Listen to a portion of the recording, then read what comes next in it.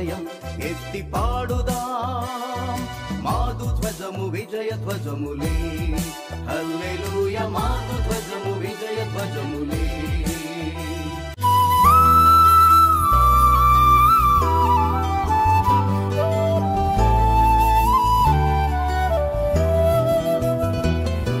ప్రకటన గ్రంథము 3వ అధ్యాయము 7వ వచనము నుంచి నేను చదువుతున్నానండి.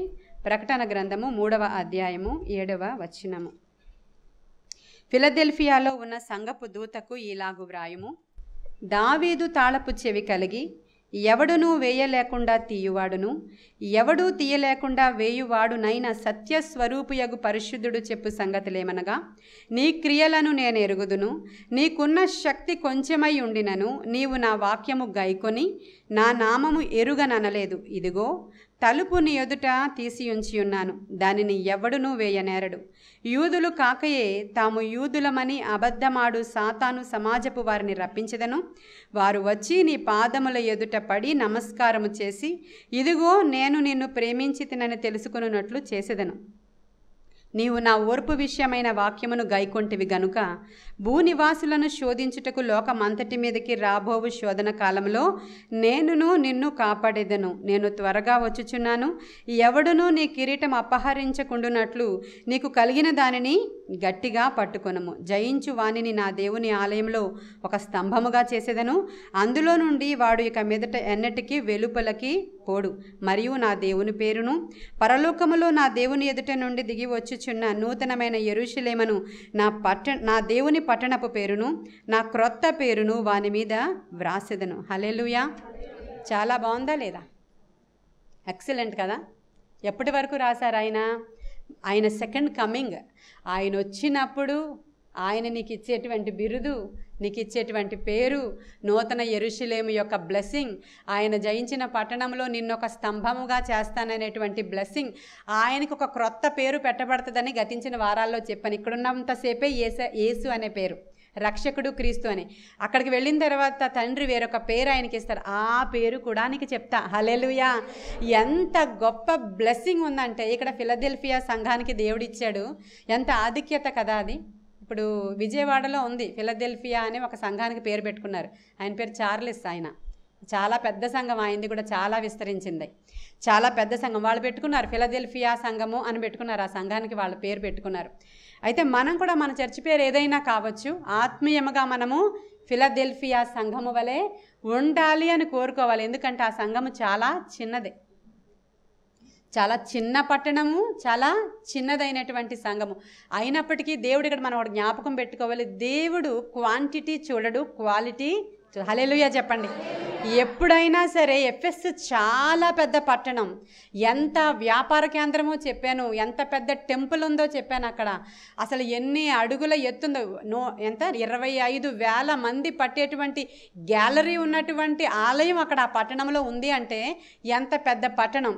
ఆ పట్టణానికి లేని విలువ, చిన్న ద్రాక్ష తోటలు గల ఒక చిన్న పట్టణానికి దేవుడు ఎంత పెద్ద బ్లెస్సింగ్ ఇచ్చాడు అని నువ్వు తెలుసుకుంటే నీకు అర్థమవ్వాలి. ఏమనంటే, నువ్వు చిన్న సంఘంలో ఉన్నా, నువ్వు చిన్న కాంగ్రిగేషన్ అయినా, నువ్వు చిన్నవాడవైనా, నువ్వేమీ లేనివాడవైనా ఆయన కన్నులు నీ మీద ఉన్నాయి. హల్లెలూయా. అందుకే చిన్న మంద నువ్వు భయపడకు. హల్లెలూయా.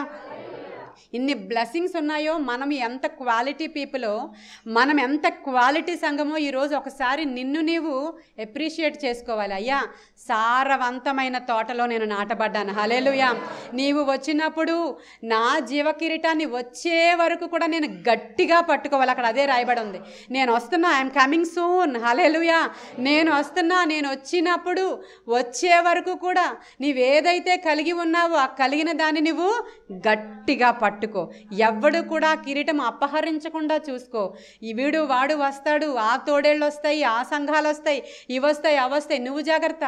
నీవు చాలా మంచి క్వాలిటీస్ కలిగి ఉన్నావని నేను ఎరుగుదును. నేను వచ్చే వరకు కూడా నీవు కలిగి ఉన్న ఆ ఒక ఆధిక్యతను గట్టిగా పట్టుకో. నేను వచ్చినప్పుడు నేను నీకు జీవ కిరీటాన్ని ఇస్తాను. హల్లెలూయా. ఎంత మంచి లక్షణాలు. ఇది చదివినప్పుడు నాకు చాలా ఆశ, ఆతృత, ఆనందం. మీకు కలుగుతుందా ఇది వింటుంటే? మనల్ని దేవుడు ఇలాగే ప్రేమిస్తున్నాడు. ఆయన వాక్యానికి మనం విధేయత చూపిస్తాము, ఆయన వాక్యానికి లోబడతాము. ప్రతి వారం ఆయన వాక్యం ద్వారా చిన్నవారమైనా మనతో దేవుడు ఎంతో అధికంగా మాట్లాడుతూ, వాక్యము నుంచి ఆయన ప్రేమిస్తూ, ఆయన హెచ్చరిస్తూ, ఆయన పురుకొల్పుతూ, ఆయన అభిషేకిస్తూ, ఆయన మనల్ని నడిపిస్తున్న విధానం చాలా గొప్పది. రోజు మరొకసారి మన యొక్క ఇంపార్టెన్స్ మనకు తెలియడానికి దేవుడి సంఘము నుంచి మనతో మాట్లాడుతున్నారు. కాబట్టి ఇప్పుడు మనం అందరం ఆశపడదాం, ప్రభువా నీ వాక్యాన్ని నేను అధికంగా గై కొనడానికి అవసరమైన కృప మాకు దయచేయండి. ఇంకా మరీ అధికముగా వాక్యము ద్వారా నాతో మాట్లాడయ్యా, నేను లోబడతానయ్యా, నీ వాక్యానికి నేను లోబడతానయ్యా అని ఒక నిబంధన మనం చేసుకోవాలి. అయితే ఈ లోబడినప్పుడు ఆయన ఇంట్రడక్షన్ ఎలా ఇచ్చుకున్నారు ఈ సంఘానికి?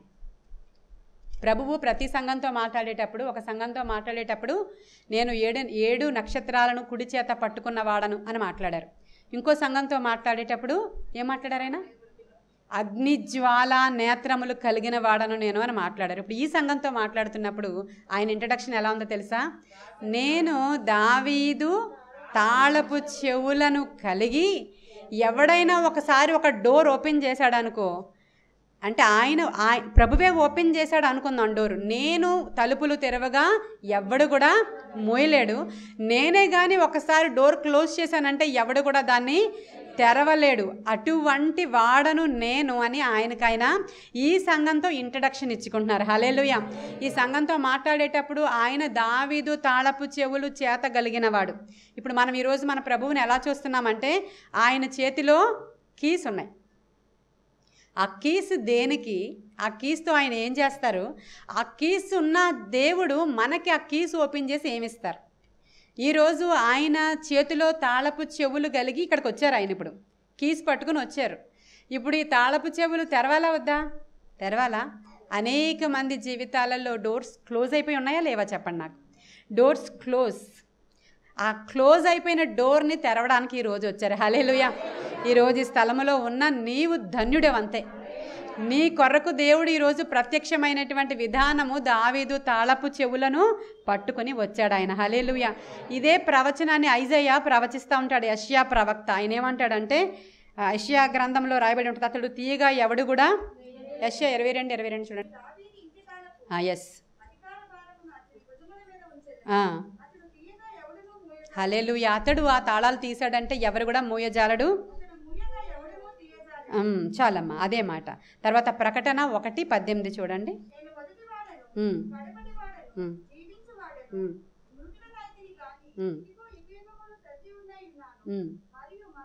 ఎస్, ఆ మాట కావాలి. మరణము యొక్కయు పాతాళము యొక్కయు తాళపు చెవులు నా స్వాధీనంలో. హల్లెలూయా. ఇప్పుడు దేవుని చేతిలో ఉన్నటువంటి తాళపు చెవులు దేన్ని ఓపెన్ చేయడానికి ఉపయోగిస్తారో చూపించాను మీకు నేను. ఆయన తాళాలు తీస్తే ఎవరు కూడా వేయలేరని చెప్పారు కదా. ఆయన చేతిలో ఉన్న కీస్తో ఆయన దేన్ని ఓపెన్ చేస్తాడంట? మరణము యొక్కయు పాతాళము యొక్కయు పరలోకము యొక్కయు భూమి యొక్కయు అగాధము యొక్కయు భూమి క్రింద ఉన్నటువంటి జలముల యొక్కయు వీటన్నిటి తాళపు చెవులను తెరవగల ఏకైక దేవుడు ఆయన. హల్లెలూయా. ఏకైక దేవుడు ఆయనే.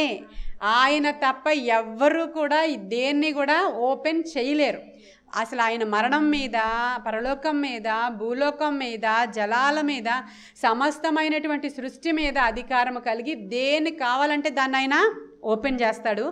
ఆ తాళపు చెవి కలిగిన వాని పేరు ఎవరంట? ఆయన దావీదు వేరు చిగురు. హల్లెలూయా. ఆయన పేరు ఏం పేరండి? దావీదు వేరు చిగురు ఆయన పేరు. తెల్లవారి వేకువ చుక్క మన దేవుని పేరు. దావీదు అంటే మార్నింగ్, అంటే బ్రైట్ మార్నింగ్ స్టార్ అన్నమాట ఆయన. తెల్లవారే వేకువ చుక్క ఆయన పేరు. దావీదు వేరు చిగురు. మామూలుగా మరియమ్మ గారికి చెప్పినప్పుడు యేసు అని నీవు పేరు పెడతావు, ఆయన రక్షకుడు, నీ కడుపుని ఇలా పుడతాడు, ఇలా చెప్పారు. ఆయన యేసు అనే పిలువబడుతున్నాడు. ఆయన ఇంకా ఎలా పిలువబడుతున్నాడంటే నజరేతులో పుట్టాడు కాబట్టి నజరేతు వాడైన యేసు అని పిలువబడుతున్నాడు. ఒక సందర్భంలో ఆయన మార్గంలో వెళ్ళిపోతూ ఉంటే ఒక గుడ్డివాడు త్రోవ పక్కన ఉన్నాడు. వాడికి ఎవరో చెప్పారు, ఈ మార్గంలో యేసయ్య వస్తున్నారు, నజరేయుడైన యేసు. ఆ వడ్లవాని కుమారుడే నజరేయుడైన యేసు వస్తున్నారని చెప్పగానే అవునా అని చెప్పి అతను ఎక్కడ తడుముకుంటూ రోడ్డు మీదకి వచ్చాడు. జన సమూహం వాళ్ళందరూ కూడా గలగలా మాట్లాడుతూ వెళ్ళిపోతుంటే వచ్చేసారు యేసయ్య అని తెలుస్తుంది ఆ గుడ్డివాడికి. ఆ వెళ్ళిపోతున్నాడు యేసు, నజరేయుడైన యేసు వెళ్ళిపోతున్నప్పుడు ఆయన ఏమని పిలుస్తాడో తెలుసా? అతను గుడ్డివాడే కానీ ఆత్మీయ నేత్రాలు తెరవబడ్డాయి. హల్లెలూయా. ఆయన ఏమని మాట్లాడుతున్నాడో తెలుసా? దావీదు కుమారుడా, హల్లెలూయా, దావీదు కుమారుడా కరుణించు, నజరేతువాడా కరుణించు అని కేకలు వేస్తున్నాడంట. హల్లెలూయా. దావీదు వేరు చిగురు ఈయనే, ఆ దావీదు తాళపు చెవులు ఈయన దగ్గరే ఉన్నాయి. హల్లెలూయా. మూయబడిన తలుపులు తెరవగల దేవుడు ఆయన మనోనేత్రాలు తెరవబడి ఆ గుడ్డివాడు కేకలు వేస్తున్నాడు. దావీదు కుమారుడా కనికరించు, నజరేతువాడా కరుణించు అని కేకలు వేస్తుంటే అక్కడ ఉన్న వాళ్ళందరూ అన్నారు, నోరు మూసుకొని అవతలకు పో, షటప్ అంటారు వాళ్ళు. నోరు మూసుకొని అవతలకు పో, నువ్వేంటి దావీదు కుమారుడు అని ప్రవచిస్తున్నావు, మేమే ఇంకా అలా పిలవలేదు ఆయన్ని, నువ్వేంటి మాస్టర్ని అలా పిలుస్తున్నావు, సైలెంట్ సైలెంట్ సైలెంట్ అని అతన్ని లోపలికి త్రోస్తుంటే ఎంత ఆపినా ఆగలేదంట. అతను ఆగలేదు, అలా కేకలు వేస్తూనే ఉన్నాడు. ఆ స్వరం విని ప్రభు యొక్క కాళ్ళు అక్కడ నిలబడిపోయాయి. హల్లెలూయా. ఈరోజు మనం పిలవాలి, దావీదు కుమారుడా మమ్మల్ని దాటిపోకయ్యా, హల్లెలూయా, నజరేతువాడా మమ్మల్ని విడిచిపోకయ్యా, అయ్యా నీవు మా పక్షముగా ఉండగా మాకు విరోధి ఎవడయ్యా? ఈరోజు మా సంఘములో దావీదు కుమారుడా నీవు తాళపు చెవులు పట్టుకుని ఉన్నావు, మేము నమ్ముచున్నాము దేవా. ఈ దినము మా జీవితాలలో మూతబడి ఉన్న ప్రతి ద్వారము తెరవబడును గాక. ఈ మాట ప్రభువు మనతో మాట్లాడినప్పుడు అది రిసీవ్ చేసుకోవడానికి అవసరమైన విశ్వాసం లోపల అడగండి దేవుణ్ణి. ఎందుకంటే ఒక కుమారుణ్ణి బాగు చేస్తూ ఉన్నప్పుడు, ఒక చాంద్ర రోగిగా వచ్చినప్పుడు వాడిని బాగు చేస్తూ ఉన్నప్పుడు ప్రభువు అతని తండ్రి వైపు తిరిగి అడుగుతాడు, నీ కుమారుణ్ణి నేను స్వస్థపరచగలనని నువ్వు నమ్ముతున్నావా అని అడుగుతాడు ఆయన. అయ్యా నేనైతే నమ్మలేకపోతున్నా, ఇప్పటి వరకు అయితే మీ శిష్యులు చేయలేకపోయారు కదా, ఇంకా అవిశ్వాసం నాలో ఉంది కాబట్టి నమ్మలేకపోతున్నా అన్నాడు. ఈరోజు కూడా మీరు కూడా ఇన్ని సంవత్సరాలు జరగలేదు కదా, ఇన్ని వర్తమానాలు విన్నా జరగలేదు కదా, ఇంత ఉపవాసం ఉన్నా జరగలేదు కదా, ఇన్ని ప్రార్థనలు చేసినా చూడలేకపోయాను కదా, ఇన్ని సంవత్సరాలు ఇలా అయిపోయినాయి కదా, ఇప్పుడు అవుతుందా అనే అవిశ్వాసం పక్కకు తీసేసి ఈరోజు క్రొత్తగా మాట్లాడుతున్నాడు ప్రభువు మనతో. ఈరోజు ఆయన నీ ముందర ద్వారాలు తెరుస్తాడంతే. విశ్వాసం కావాలి ఆపరేటింగ్ కోసం.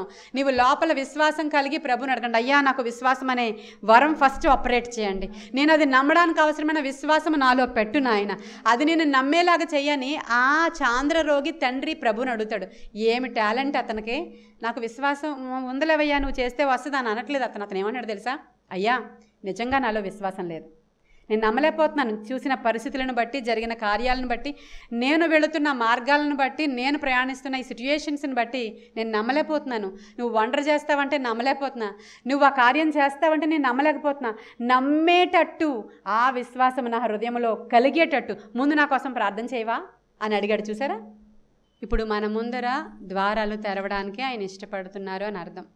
మూతబడి ఉన్నటువంటి ద్వారాలు ఆయన తెరచువాడు, ఎత్తడి తలుపులు ఎనప గడియలు విరగ్గొట్టువాడు. హల్లెలూయా. ఆయన పేరు నజరేయుడైన యేసు కదా. ఆయన ఏం చేస్తాడంట? ఎత్తడి తలుపులను ఎనప గడియలను విరగ్గొడతాడంట. ఎప్పటి నుంచో ఏన్షియంట్ టైం నుంచి, ఒకవేళ పితరుల దోషం కావచ్చు, మీ అవిధేయత కావచ్చు, పితరుల అతిక్రమాలు కావచ్చు, వాళ్ళు చేసినటువంటి దేవునికి విరోధమైన క్రియలు కావచ్చు, వాళ్ళు దేవుని పక్షముగా చేసినటువంటి ప్రతి శాప పాపాలు కావచ్చు, అవన్నీ ఎత్తడి తలుపులు అన్నమాట. మన ముందర బిగుసుకుపోయి ఉన్నాయి అవి. దాన్ని తెరవాలంటే కేవలము ప్రభువు యొక్క కనికరము దిగిరావాలి మన మీద.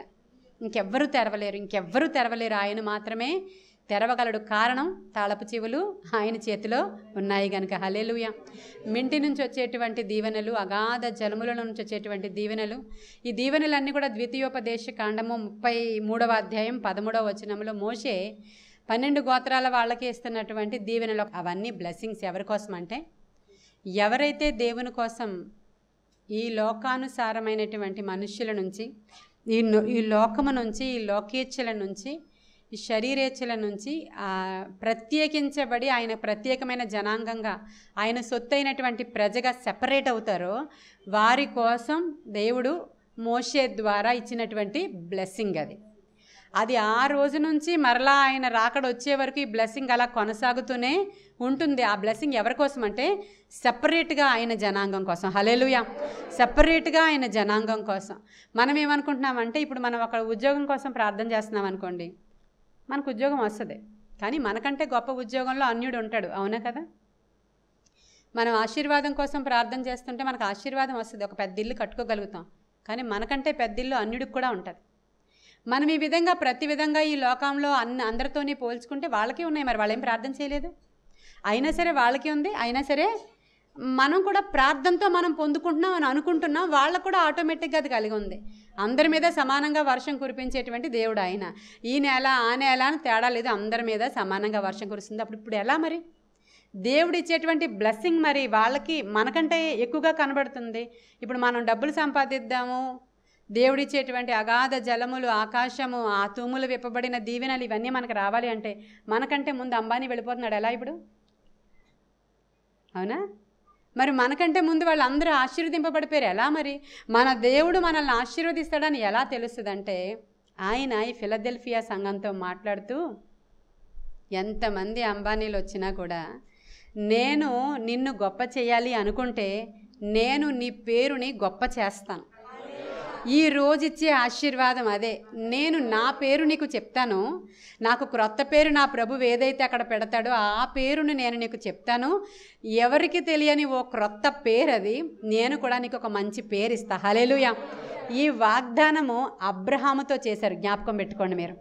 ఈ వాగ్దానము అబ్రహాముతో దేవుడు చేసి ఏమన్నాడంటే, ఏమయ్యా అబ్రహాం, బయలుదేర్రా, నీవు నీ సొంత ప్రజల నుంచి, నీ సొంత జనాంగం నుంచి, నీ బంధువుల నుంచి, నీ గోత్రం నుంచి, నీ ఊరు నుంచి, నీ వాడ నుంచి, నీ విగ్రహాల నుంచి, నీ దేవతల నుంచి నువ్వు ముందు బయలుదేరి బయటికి రా.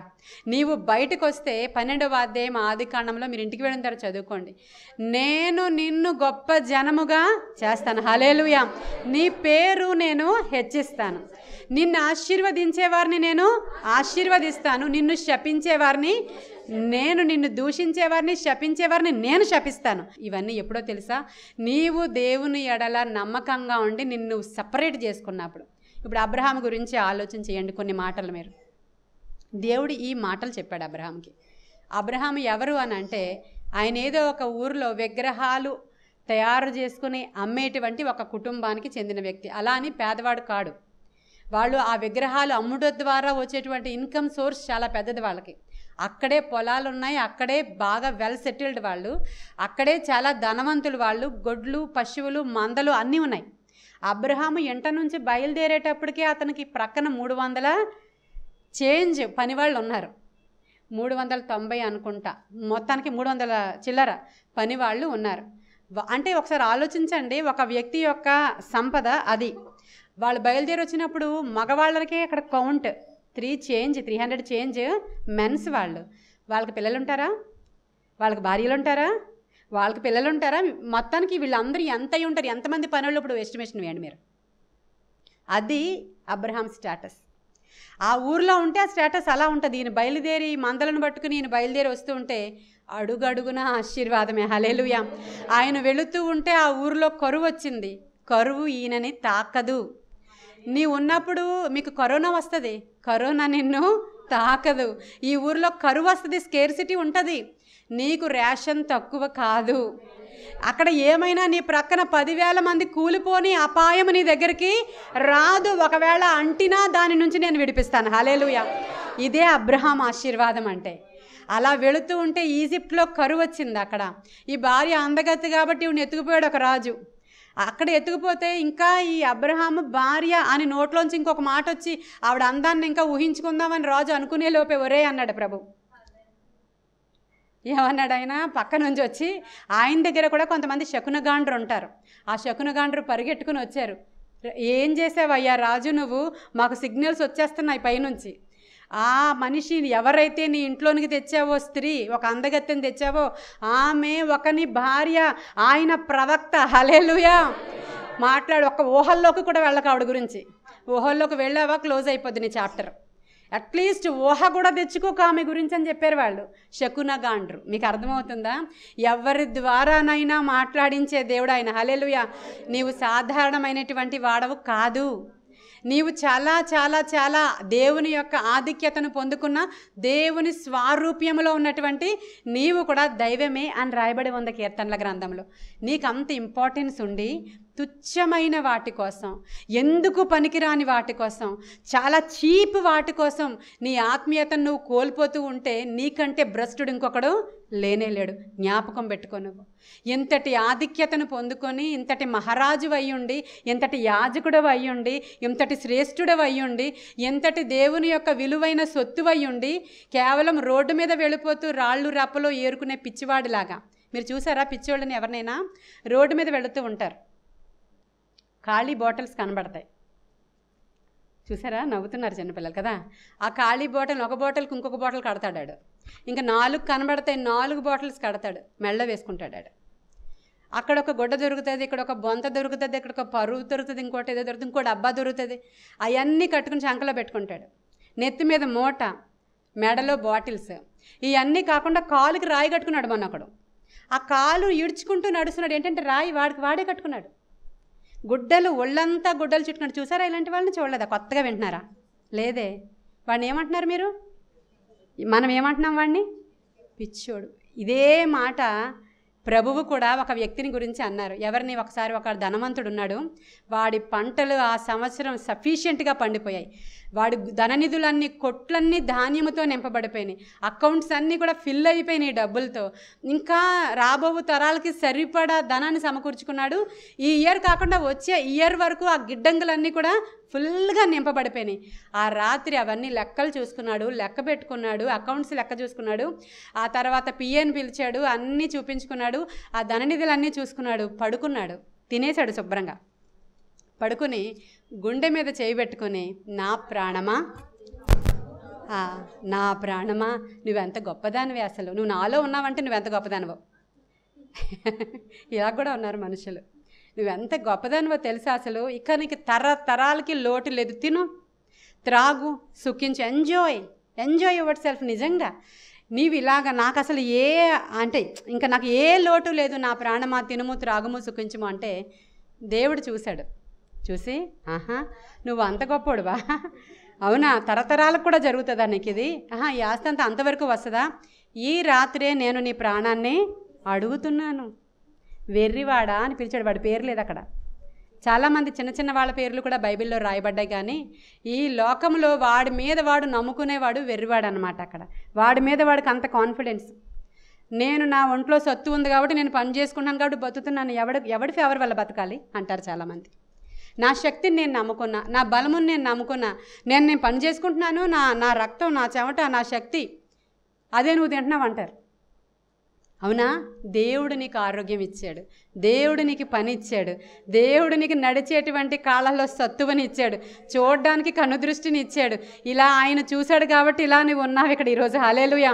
అది మర్చిపోయి నా ప్రాణమా తిను, త్రాగు, సుఖించు, తరతరాలకి కూడా నీకు అసలు లోటే లేదు అనగానే, ఓకే ఈ రాత్రికే నేను నిన్ను వెర్రివాడా, ఈ రాత్రికే నేను నిన్ను అడుగుచున్నాను. మన దృష్టిలో వెర్రివాళ్ళు కనబడుతూ ఉంటారు. అవే ఇది మీదేసుకుని, అది మీదేసుకుని. ఇప్పుడు నేను చెప్పేటువంటి విషయం ఏంటంటే, ఇంత వెలగల వస్తువులమైన మనము ఈ లోకంలో కనిపించే తుచ్చమైనటువంటి వాటిని మీ హృదయాలలో వేసుకోవడానికి ఏమైనా అవసరమా? మీ హృదయాలలో, మీ చెవులలో, మీ కళ్ళల్లో, మీ నోటిలో మీరు నింపుకుంటున్నారే, ఇవన్నీ ఎంత అనవసరం అంటే, అందుకే ప్రభు ఏమని చెప్తాడంటే, మీ చెవులు జాగ్రత్త. నేను చెప్పే మాటలు ఓన్లీ చెవిగలవాడు మాత్రమే వినగలుగుతాడు. హల్లెలూయా. ఇక్కడ ఉన్న మన అందరికీ చెవులు కనబడుతున్నాయి, కానీ కొంతమందే చెవిగల వాళ్ళు ఉంటారు, కొంతమందే చెవిగల వాళ్ళు. ప్రభువు చెప్పిన తర్వాత ఏమంటారంటే, చెవిగలవాడు వినుగాక. అలా యోబు అంటాడు, అయ్యో నాకు అంతా చూడగల కెపాసిటీ ఉంది, కానీ నా కనులతో నేను అన్నీ చూడడానికి వీలు లేదు, నా కనులతో ఒక నిబంధన నేను చేసుకున్నాను. ఎందుకంటే ఇది చాలా చెడ్డది. ఒకవేళ నీ కన్ను వెలుగుమయం అయితే నీ దేహం అంతా వెరీ బ్రైట్ లైట్ ఉంటుంది. హల్లెలూయా. నువ్వు నడుస్తూ ఉంటే గ్లేజింగ్ వచ్చేస్తూ ఉంటుంది ఇక్కడ, ఎందుకంటే నీ కన్ను మంచిది కనుక.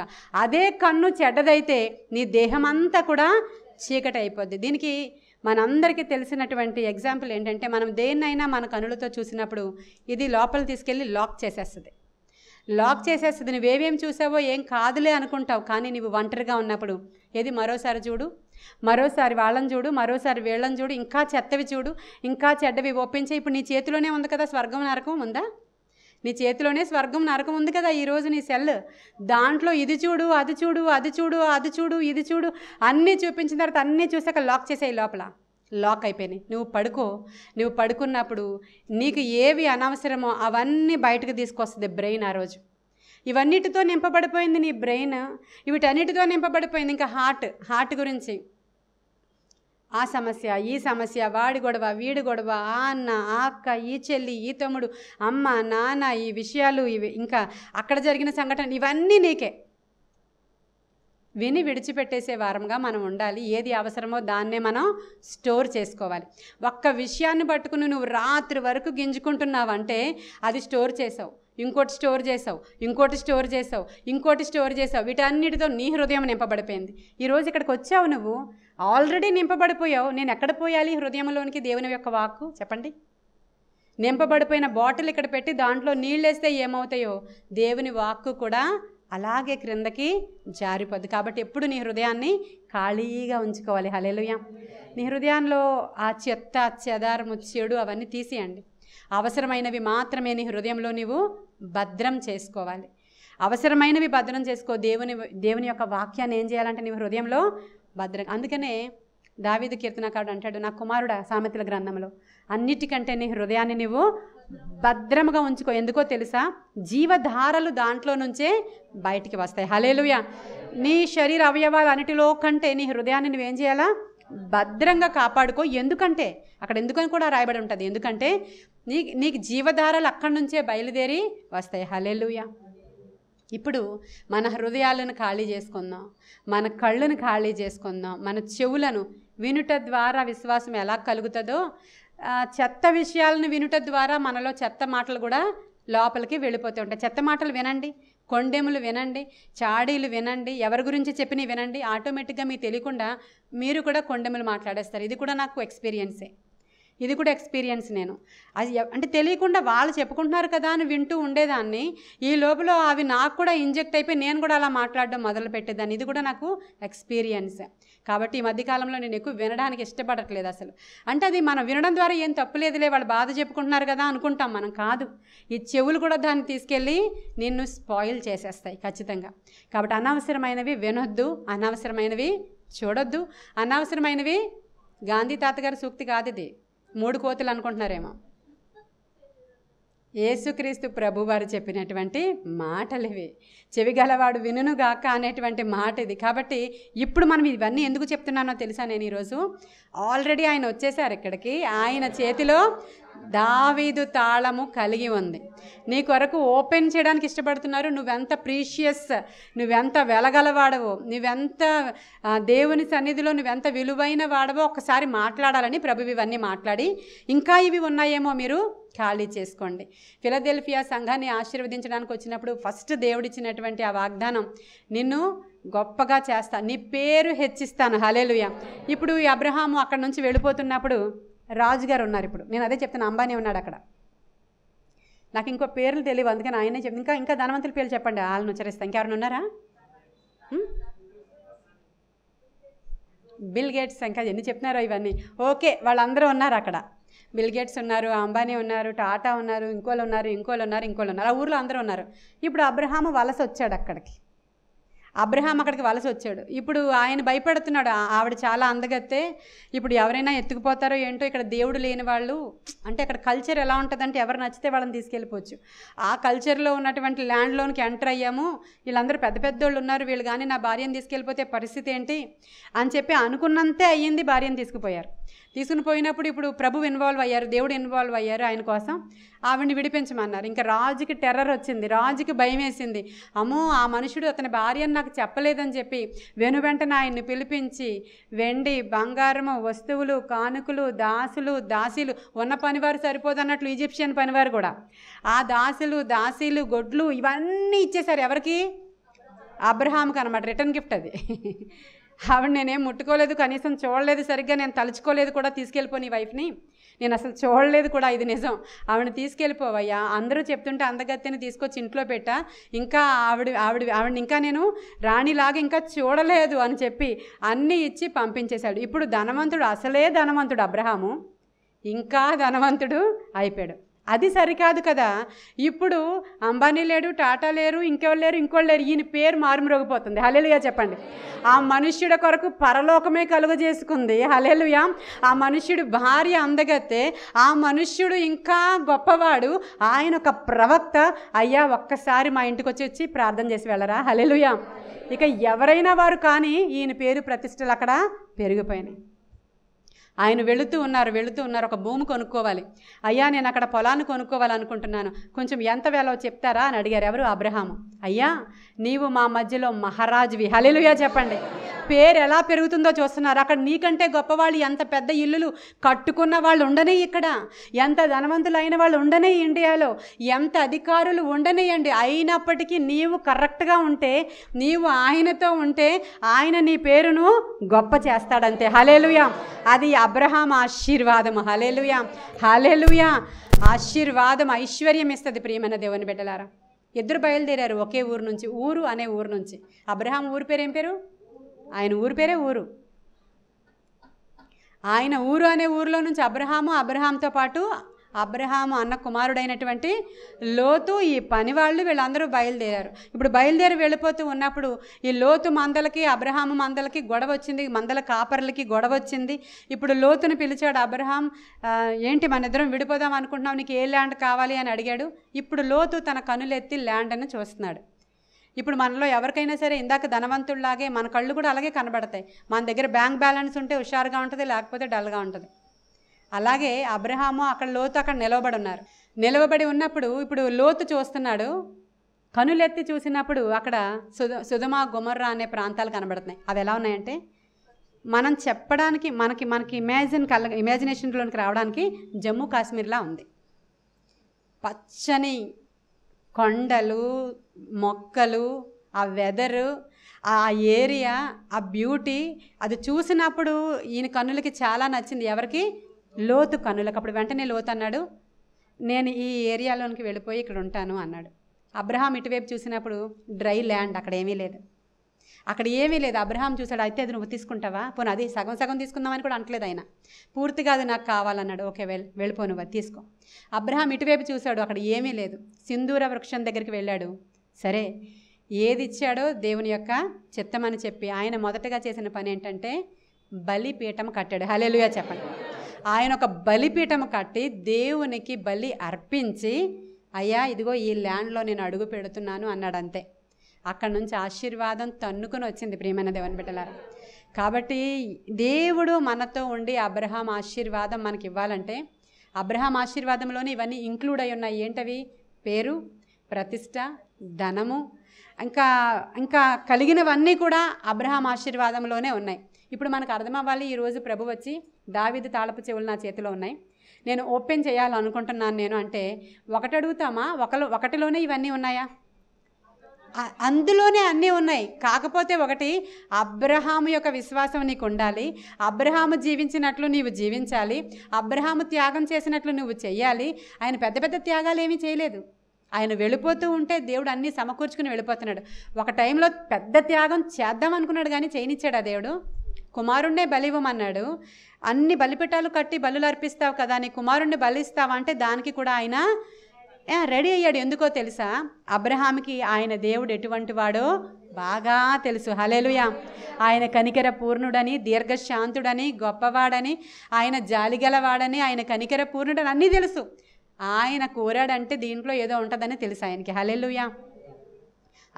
అట్టి దేవుణ్ణి వాళ్ళు కలిగి ఉన్నారు. ఇంకా దేవుడు వచ్చి అంటాడు, అబ్రహామా నిజంగా నీ సంతానాన్ని నేను విస్తరింపచేస్తా, నిజంగా నీ పేరు గొప్ప చేస్తా. నువ్వు నమ్మవా? ఎందుకంటే ఆ రోజుల్లో ఇంతటి వాక్యం చెప్పడం ఉందా? ఎగ్జాంపుల్స్ ఉన్నాయా? ఆయనకి ముందు ఎవరికైనా చేసి పెట్టాడా? ఆయనకి ముందు ఏమన్నా ఇలా జరిగాయా అంటే ఎవ్వరికి జరగలేదేమి. ఎవ్వరు ఇలాంటి బ్లెస్సింగ్ చూడదు. అందుకని ఏం చెప్పాలో దేవుడికి తెలియక ఏం చెప్పాడో తెలుసా? అబ్రహామా నా మీదొట్టు.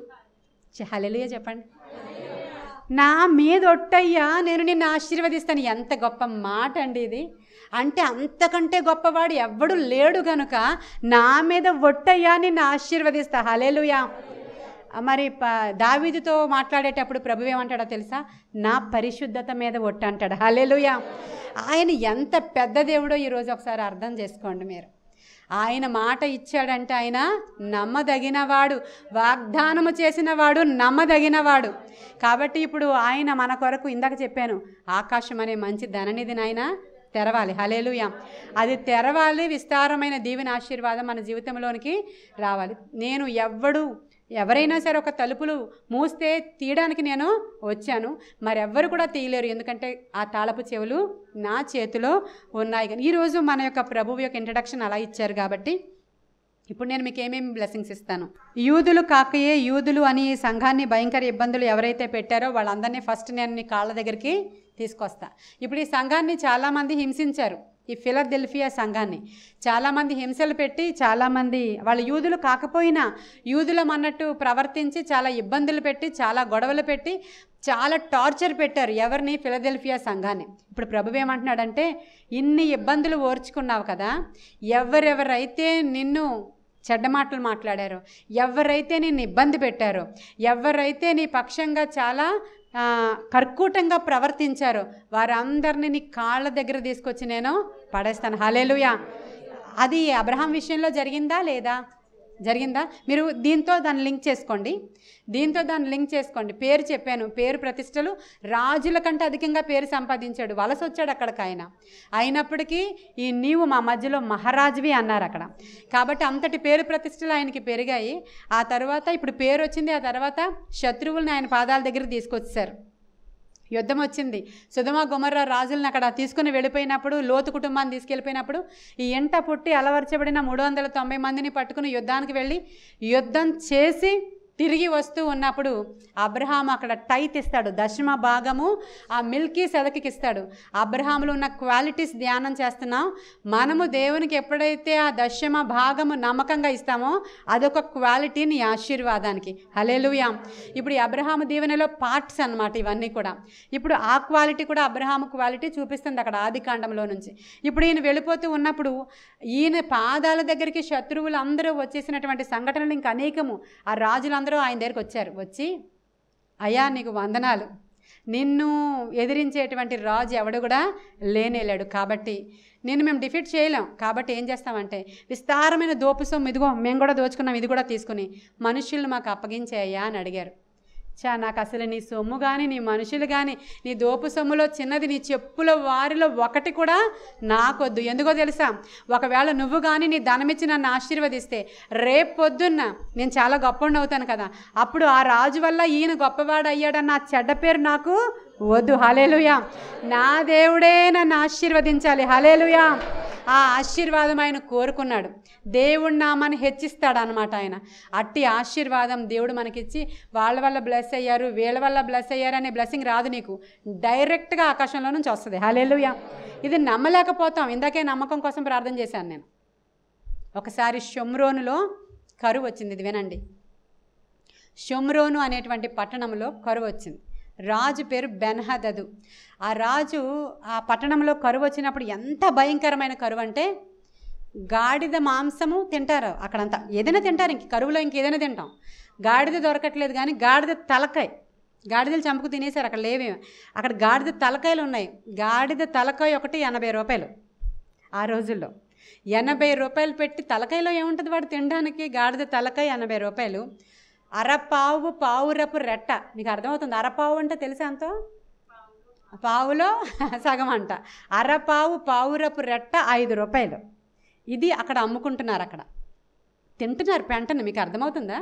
ఎందుకంటే కరువు అంత భయంకరంగా ఉండి, అసలు భయంకరమైన కరువు. అయితే ఈ ఊరిలో ప్రజలు ఏం చేస్తున్నారంటే ఆకలికి తట్టుకోలేకపోతున్నప్పుడు ఒక ఆమె అంటుంది, చాలా ఆకలేసేస్తుంది, నేను చచ్చిపోతానేమో, మన పిల్లల్ని వండుకొని తినేద్దామా అంది. అప్పుడే పుట్టారు పసికందులు వాళ్ళు, ఇంకా పుడతారు. డెలివరీ రేపు అవుతుందనగా ఈరోజే మెనూ సిద్ధమైపోతుంది అక్కడ. ఆ పుట్టిన వాళ్ళని పుట్టినట్లే తినేస్తున్నారు వాళ్ళు. అయితే ఈమె అందే, సరే ఎవరి పిల్లోని ఫస్ట్ తిందాము అంది. నీ పిల్లోని ఫస్ట్ ఈరోజు తిందాం, రేపు నా కొడుకుని తిందాం. సరే అని చెప్పి ఆ కొడుకుని వండేశారు, తినేశారు ఇద్దరు. ఇది లిటరల్గా జరిగిందండి. ఇది ఎలీషా ప్రవక్త యొక్క టైం అది. ఆ టైంలో జరిగింది ఇది. షోమ్రోనులో కరువు వచ్చింది. అప్పుడు ఈరోజు ఈ అమ్మాయి కొడుకుని వండుకొని తినేశారు వాళ్ళు, చిన్న పిల్లల్ని. రేపు మళ్ళీ ఆకలేస్తుంది, తింటూ ఉంటే ఇంకొంచెం ఎక్కువేస్తుంది కదా, ఇంకా తింటూ ఉంటే అప్పుడు అంది, ఈరోజు నీ కొడుకు కదా తీసుకురా అంది. అది తీసుకెళ్ళి బిడ్డను దాచేసింది. నేను ఇవ్వలేను అంటుంది. ఇప్పుడు కేకలు వేస్తున్నారు. రాజు ఏమంటారు, ఆ కోట గోడ మీద ఏం చెయ్యాలో దిక్కు తోచక, పంటలు లేక, భయంకరమైన కరువు అల్లాడిపోతుంటే ఏం చెయ్యాలో తెలియక రాజు తిరుగుతున్నాడు. ఎక్కడ ఆ యొక్క గోడ మీద తిరుగుతూ అతను చాలా టెన్షన్లో ఉన్నాడు రాజు. ఈ లోపల క్రింద నుంచి కేకలు వేస్తున్నారు, ఏలినవాడా ఏంటయిందమ్మా అని అడుగుతున్నాడు రాజు. రాజు దగ్గరికి వచ్చారు వాళ్ళు. ఏమైంది అని అడుగుతుంటే, ఏమవ్వడం ఏంటి, నిన్నటి దినాన దీని కొడుకుని తిన్నాము, ఈరోజు నా కొడుకుని తినాలి, నా కొడుకుని ఇవ్వమంటుంది, నేను నా కొడుకుని ఇవ్వను అని ఆవిడ. ఏమేమో క్లెయిమ్ చేస్తుంది, నేను నా కొడుకుని తినేసింది, ఇప్పుడు తన కొడుకుని. ఇక రాజుకి పిచ్చి పట్టేసింది. పిల్లల్ని వండుకొని తింటున్నారా? జుత్తు పీక్కున్నాడు, బట్టలు చింపుకున్నాడు, గోనె బట్ట కట్టుకున్నాడు. ఇంకన్నాడు, ఎవరి మీద కోపం వస్తుందో తెలుసా ఇప్పుడు? ఎవరి మీద? లేదు, ప్రవక్త ఎలీషా మీద. ఎక్కడున్నాడు వాడు? ఇలాగే మాట్లాడుతున్నాడు. ఎక్కడున్నాడు తీసుకురండి, రేపు ఈ పాటకి అతని పీకను నేను ఆ మెడ మీద ఉండనిస్తే నా పేరు రాజే కాదు, తీసుకురండి వాడిని. చూడండి, ఎక్కడైనా సరే కరువు వచ్చింది, ఆకాశం మూతబడింది, మీకు సమస్యలు వచ్చాయి అంటే ఎవరిని పిలవమంటున్నారు? అక్కడ ప్రాఫిట్. అక్కడ ఎవరైతే ఉన్నాడో ఎలీషా ఆ ప్రవక్తను పిలుచుకురండి, వాడిని చంపకపోతే చూడు నా పేరు. అంత కోపం వచ్చేసింది. ఆయన వస్తున్నాడని అక్కడ ఎలీషా గారికి తెలిసిపోయింది. ఆయన ఒక తిట్టుకున్నాడు, ఈయన ఒక తిట్టుకున్నాడు. తిట్లు తర్వాత చదువుకోండి, 2వ రాజుల గ్రంథము 7వ అధ్యాయం, ఇంటికి వెళ్ళిన తర్వాత చదువుకోండి. అయితే అక్కడ తిట్టుకుంటున్నారు ఇద్దరు. ఈయన తిట్టాడు, అక్కడ వినబడిపోయింది. అక్కడ ఆయన తెలిసిపోద్ది, ఆయన మహాజ్ఞాని. రాజు అంతఃపురంలో రాణితో ఏం మాట్లాడుతున్నాడు కూడా ఇంట్లో కూర్చొని చెప్పేస్తాడు ఆయన. మీకు అర్థమవుతుందా? ఆయనకి అంతటి జ్ఞానాన్ని దేవుడు ఇచ్చాడు. ఆయనకి అక్కడ వినబడిపోయింది. వాడు వస్తాడు, ఇప్పుడు వాడు వచ్చినప్పుడు ఇది చెయ్యని సేవకుడికి చెప్పాడు. చెప్పిన తర్వాత అక్కడ నుంచి ఎలీషా వచ్చి ప్రవచిస్తున్నాడు. ఎలీషా ఫేస్ టు ఫేస్ వచ్చారు ఇప్పుడు రాజు ఎలీషా. అప్పుడు రాజు అడుగుతున్నాడు, ఏం చేయమంటావు? దేని నిమిత్తం నేను యెహోవాని నమ్ముకోవాలి? ఎందు నిమిత్తం నేను ఇంకా కనిపెట్టుకుని ఉండాలి? ఏం చేయమంటావు అని అడిగాడు. అడిగినప్పుడు ఎలీషా కూల్గా ఏమన్నాడో తెలుసా?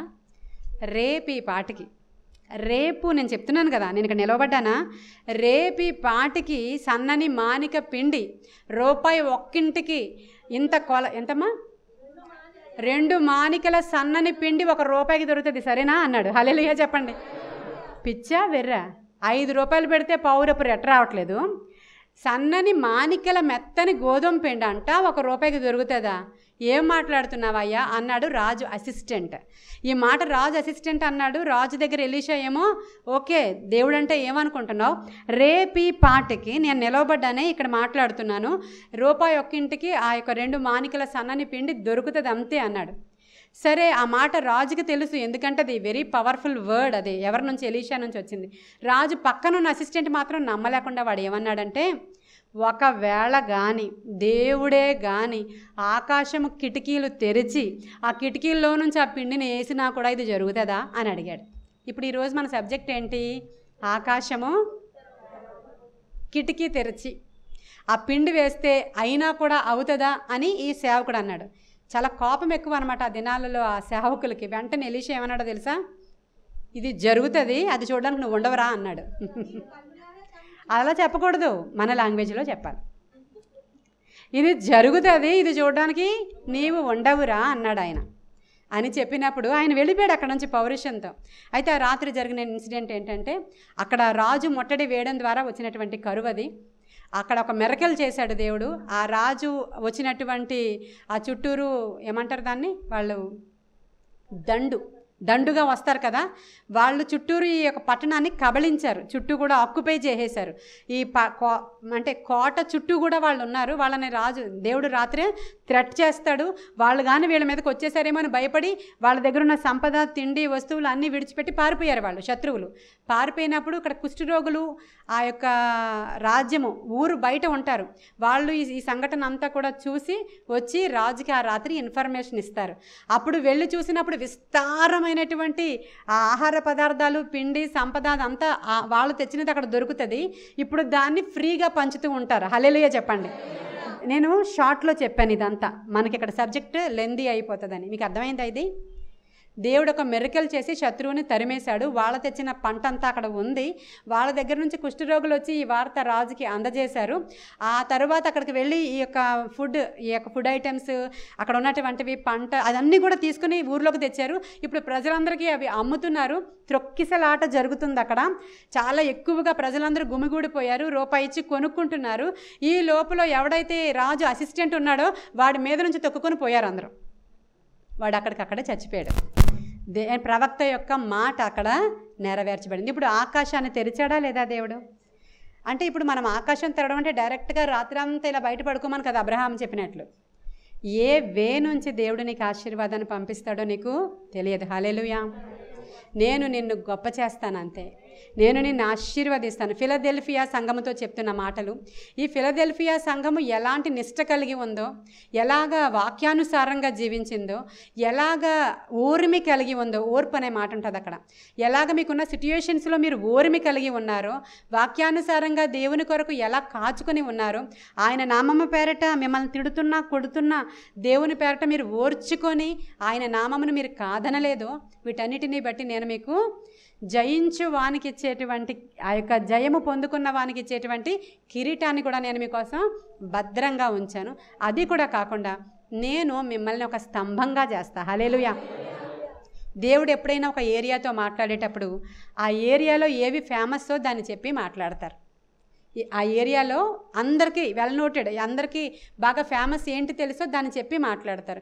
గలిలియా ప్రాంతానికి వెళ్ళారనుకోండి, అక్కడ వాళ్ళందరూ కూడా జాలర్లు, చేపల వాళ్ళకి అర్థమయ్యేటట్లు ఎలా చెప్పాలో అలా చెప్తారనమాట. చేపను అడిగితే పామునిస్తాడా, గుడ్డును అడిగితే రాతినిస్తాడా, ఇలాగ ఆ పదాలను అంటే అది అర్థమవుతాయి వాళ్ళకి. అక్కడ ఉన్నటువంటి ఏరియాలో దొరికేటువంటి కొన్ని రకాల చేపలు అలా రాళ్ళల్లా ఉంటాయి అన్నమాట. దాన్ని చూసి ఒక్కొక్కసారి అంటే చేపే కానీ రాయిలాగా ఉంటుంది, కొన్నిసార్లు రాయే అది చేపలా ఉంటుంది. అలాంటివి అక్కడ ఎక్కువగా దొరుకుతూ ఉండి ఈ జాలర్లు కొంచెం మిస్గైడ్ అవుతూ ఉండేవారు అనమాట. అలాంటి వాటినే ఆయన బేస్ చేసుకుని వీళ్ళకి ఇలా చెప్తేనే వాళ్ళకి అర్థమవుతుంది అని అలాంటి ఉదాహరణలని చెప్తూ ఉండేరు. ఇప్పుడు ఫిలదెల్ఫియాతో ఈ ఉదాహరణ ఎందుకు చెప్పారంటే, నేను చెప్పాను కదా ఆ ఏరియాలో భూకంపాలు అధికంగా వస్తాయి. సో వాళ్ళు ఇల్లులు కట్టేటప్పుడే చాలా ఇంతంత లావుగా ఉండే ఎత్తైన స్తంభాలని సపోర్ట్గా పెట్టుకుంటారనమాట. చాలా పెద్ద పెద్ద స్తంభాల మీద వాళ్ళ గృహాలని వాళ్ళు నిర్మించుకుంటారు. ఇప్పుడు వాళ్ళకి స్తంభం గురించి చెప్తే ఈజీగా అర్థమవుతుంది. అందుకని చెప్పి ప్రభు చూడండి ఎలా కంపేర్ చేస్తారో, నేను మిమ్మల్ని స్తంభంగా చేస్తా. హల్లెలూయా. చూసారా, అలా పిల్లర్ లాగా మీరు కనబడతారు, మీ మీదే సమస్తం బేస్ అయ్యేటట్లు నేను చేస్తా. అలాగ మిమ్మల్ని నేను అక్కడ ఆనుకునేటువంటి స్తంభంగా, నా యొక్క సన్నిధిలో ఒక స్తంభంగా నేను మిమ్మల్ని తయారు చేస్తాను. హల్లెలూయా.